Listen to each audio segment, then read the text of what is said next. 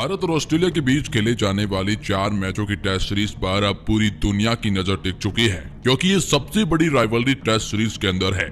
Australia ने तो यहां तक मान लिया कि इस बार भारत को हराएंगे तो ये असज से भी हमारे लिए बड़ी सीरीज है। लेकिन टीम इंडिया कहीं न कहीं अपनी प्लेइंग 11 को लेकर जमकर माथापच्ची कर रही है। लेकिन इस पहले टेस्ट मुकाबले के ठीक एक दिन पहले ही कप्तान रोहित शर्मा ने टीम इंडिया की प्लेइंग 11 की तस्वीर साफ करी है। रोहित के पास प्लेइंग 11 को लेकर काफी ज्यादा जमकर माथापच्ची हुई। किन खिलाड़ियों को मौका दे तो किन को बाहर निकाले, क्योंकि ये टेस्ट सीरीज कोई मामूली सीरीज नहीं। इसी के ऊपर तो टिकी है भारत की WTC की फाइनल की राह। भारत फाइनल में तभी जाएगा जब ये टेस्ट सीरीज जीतेगी, और अगर जो ये नहीं जीती तो भारत को डबल झटका लगेगा। इसीलिए रोहित शर्मा अपनी प्लेइंग 11 में बिल्कुल भी रिस्क नहीं ले रहे हैं, और उसी के लिहाज से भारत की प्लेइंग 11 घोषित हो चुकी है। कुछ खिलाड़ियों को प्लेइंग 11 से बाहर निकाल दिया गया है, तो कई अन्य खिलाड़ियों को शामिल किया गया है अचानक। क्या रहेगी भारत की पहले टेस्ट मुकाबले के लिए कंफर्म्ड प्लेइंग 11 और इसकी तस्वीर रोहित ने क्या साफ करी है, चलिए जानते हैं इसे खास रिपोर्ट में। तो जी हां, भारत और ऑस्ट्रेलिया के बीच में खेले जाने वाली 4 मैचों की टेस्ट सीरीज का आगाज 9 फरवरी से होने जा रहा है। पहला टेस्ट मुकाबला बहुत बड़ा मुकाबला, आगाज इसी से, और कहते हैं कि आगाज अच्छा तो अंजाम भी अच्छा होगा। इसीलिए कप्तान रोहित शर्मा अपनी प्लेइंग 11 में ऐसे खिलाड़ियों को मौका दे रहे हैं जो आपको भी हैरानी में डालेंगे। तो चलिए एक एक करके जानते हैं पूरी प्लेइंग 11 की तस्वीर क्या रहेगी। सबसे पहले बात करते हैं ओपनिंग पेयर के बारे में। इसमें साफ हो चुका है कि कप्तान रोहित शर्मा तो ओपन में खेलने ही वाले हैं। रोहित शर्मा पिछले कुछ समय से टेस्ट में बहुत ही अच्छी बल्लेबाजी कर रहे हैं, टीम इंडिया को अच्छा स्टार्ट दे रहे हैं और टीम की पारी को बिल्ड करने में महत्वपूर्ण योगदान दे रहे हैं।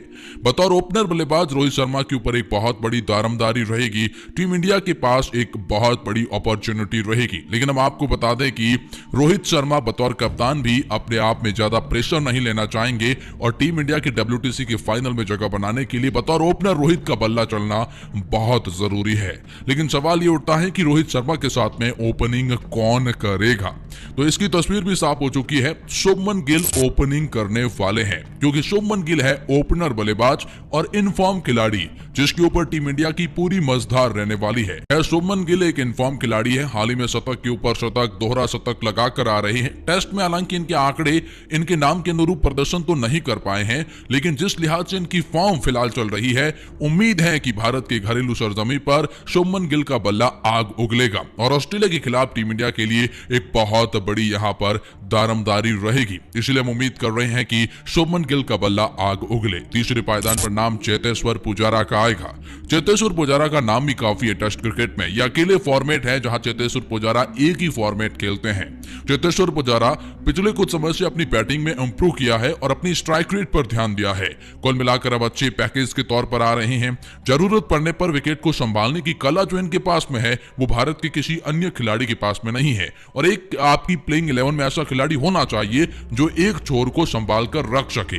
इसीलिए बहुत बड़ी दारोमदारी चेतेश्वर पुजारा पर भी रहेगी, और चेतेश्वर पुजारा के शतक आ जाने के बाद बांग्लादेश के खिलाफ तो उनके बाद से तो उनकी फॉर्म और लाइफ दोनों पकड़ चुके हैं। चलिए बात करते हैं आगे चौथे पायदान की। तो नाम the run machine Virat Kohli का आएगा, इसमें भी कोई दो राय नहीं है। विराट कोहली काफी कमाल के बल्लेबाज हैं, एक अग्रेशन के साथ में आते हैं, रन मशीन है, रनों का अंबार लगाना जानते हैं। पिछले कुछ समय से टेस्ट में इनका शतक नहीं आया है, वहां पर कुछ सूखा पड़ा हुआ है। इसीलिए अब कहीं न कहीं विराट कोहली ऑस्ट्रेलिया के खिलाफ शतक लगाकर अपने पारी को और भी ज्यादा आगे बढ़ाने की उम्मीद रखेंगे। हम उम्मीद करते हैं कि विराट कोहली का शतकों का सूखा जो टेस्ट में है उसे खत्म हो। पांचवें पायदान पर नाम KL राहुल का ही आएगा, क्योंकि KL राहुल जी हां विकेट कीपिंग बल्लेबाज के तौर पर टीम इंडिया में शामिल होते हैं, लेकिन यहां विकेट कीपिंग के तौर पर नहीं होंगे। यहां पर एक फिनिशर के तौर पर ये टीम इंडिया में शामिल होंगे, और ये कहीं ना कहीं तस्वीर साफ हो चुकी है। पांचवें पायदान पर आपको KL राहुल ही नजर आने वाले हैं। बात करते हैं 6th पोजीशन की। तो नाम KS भरत का आ जाएगा। जी हाँ, KS भरत एक बहुत ही कमाल के खिलाड़ी है और विकेट कीपर के तौर पर टीम इंडिया की फिलहाल पहली पसंद बन चुके हैं। KS भरत को अपने बल्ले से हुनर दिखाने का मौका 6th पोजीशन पर मिलेगा, इसमें भी कोई डाउट नहीं है। KS भरत बहुत ही कमाल के खिलाड़ी है, और अब इन्हें अपनी विकेट कीपिंग स्किल्स और बल्लेबाजी से टीम को महत्वपूर्ण योगदान देना होगा। बात करते हैं 7th पोजीशन पर। तो नाम रविंद्र जडेजा का आ जाएगा। रविंद्र जडेजा एक बहुत ही कमाल के खिलाड़ी है, फील्डिंग में अपना बेस्ट एफर्ट देते हैं, अपनी फॉर्म और लाइन में हो तो जडेजा क्या गेंदबाजी करवाते हैं, इसमें भी कोई दोहराए नहीं है। अब यहाँ पर बात ये आती है कि जडेजा अपनी बल्लेबाजी से भी टीम इंडिया में महत्वपूर्ण योगदान देते हैं। जडेजा के आ जाने से भारत के लिए ऑलराउंड पैकेज का एक और विकल्प प्रदान हो जाता है, इसीलिए रविंद्र जडेजा आपको 7वें पायदान पर नजर आएंगे। बात करते हैं 8th पोजीशन की, तो नाम आर अश्विन का आएगा। खैर ये इनके तो क्या ही कहने, इनसे तो निपटने के लिए ऑस्ट्रेलिया ने इन्हीं के जैसे एक और गेंदबाज का सहारा लिया है, क्योंकि ऑस्ट्रेलिया को भारतीय गेंदबाजों का सबसे ज्यादा खौफ है, तो वो है आर अश्विन, क्योंकि इनके पास जो गेंदबाजी के विकल्प हैं स्पिन के अंदर उससे परेशान है ऑस्ट्रेलिया, और इन्हीं से निपटने के लिए उन्होंने इन्हीं की डुप्लीकेट से गेंदबाजी करवाई है।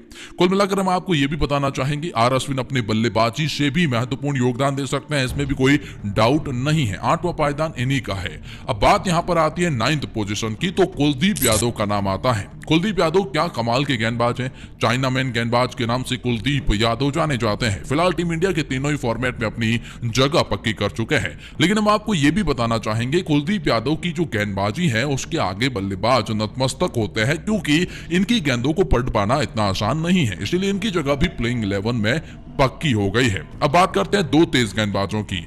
अब पहले गेंदबाज में मोहम्मद सिराज का नाम आएगा।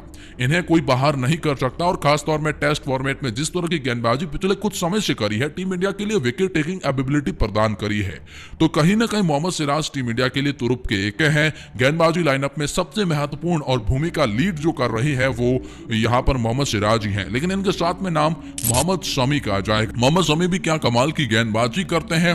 इनके लिए जरूरी नहीं कि पिच इनके अनुकूल हो, ये किसी भी पिच पर विकेट लेने की काबिलियत रखते हैं, क्योंकि इस तरह की ये गेंदबाजी करते हैं। तो 2 तेज गेंदबाज ये हो गए और 11 खिलाड़ी आपको हमने बता दिए। बाकी कुछ इस तरह से रहेगी प्लेइंग 11 पहले टेस्ट मुकाबले के लिए। हमारी राय में हम कुछ ऐसा सोचते हैं, लेकिन इस बारे में आपकी क्या राय है और आप क्या सोचते हैं, कमेंट में बता